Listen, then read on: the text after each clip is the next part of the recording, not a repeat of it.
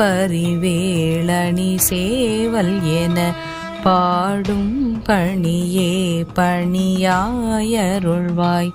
தேடும் கயமாமுகனை செருவில் சாடும் தனியானை சகோதரனே.